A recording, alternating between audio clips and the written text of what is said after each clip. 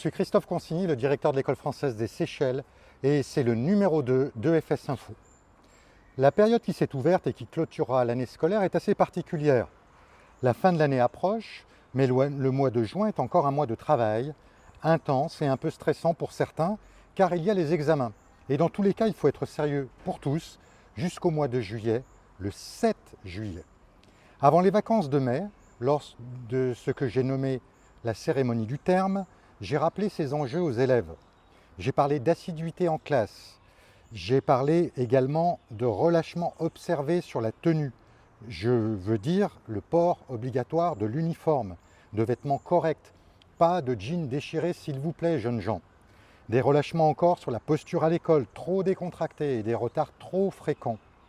Chers parents, je comprends bien les contraintes de chacun, et notamment face au trafic routier qui retarde, mais il faut s'efforcer à ce que les enfants arrivent à l'heure à l'école, même pour les enfants de la maternelle. J'ai encore mis en avant l'ensemble des élèves du collège et du lycée qui avaient obtenu des félicitations lors de la clôture du deuxième trimestre. Lors de notre fête de fin d'année, nous comptons encore honorer nos lauréats aux différents examens. Si les élèves de 3e ont la chance de passer le DNB, Diplôme National du Brevet, aux Seychelles, ici à l'EFS, les élèves de première et de terminale devront se rendre à La Réunion pour les épreuves de français anticipées et pour les dernières épreuves du baccalauréat.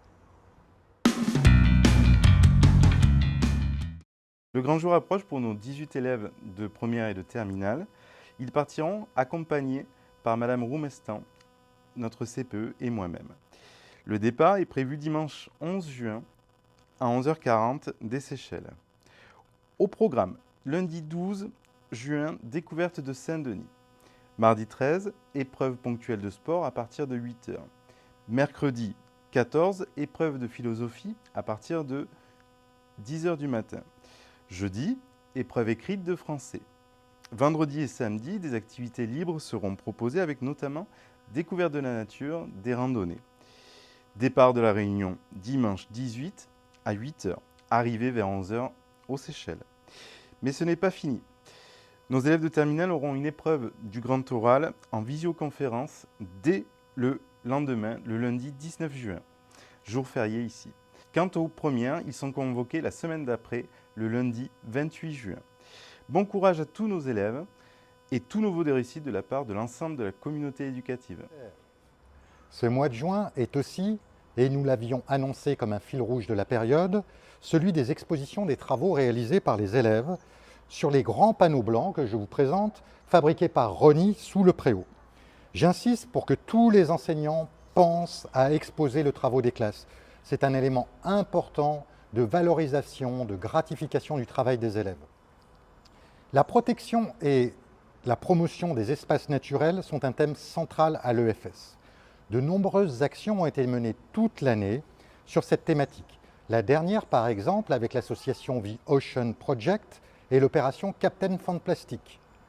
L'EFS, vous le savez peut-être, est en démarche de développement durable, veut promouvoir les actions solidaires et soutenables pour un monde meilleur. Madame Roumestan est notre coordonnatrice des projets EFE 3D et EcoSchool. Quelques informations très diverses et en vrac pour terminer. Mardi 30 mai, le conseil de gestion et les parents élus se sont réunis pour évoquer un texte réglementaire cadre pour les employés, les personnels et les enseignants de l'école. Parlons un peu côté vie scolaire. Les photos de classe vont être organisées ces prochains jours. Toujours avec la vie scolaire, une activité ces derniers temps sur la pause méridienne, des élèves ont réalisé des fresques qui permettront d'identifier les lieux, par exemple ici l'administration, la direction d'établissement. Plus loin, vous trouverez le CDI, mais nous aurons aussi ces mêmes indications avec des scènes de la vie quotidienne créole faites par les élèves pour distinguer les différents lieux. Et pour finir, la fête de fin d'année aura bien lieu le vendredi 7 juillet en fin de journée. C'est donc désormais une habitude. On se retrouve vendredi prochain pour le numéro 3. D'ici là, haut les cœurs!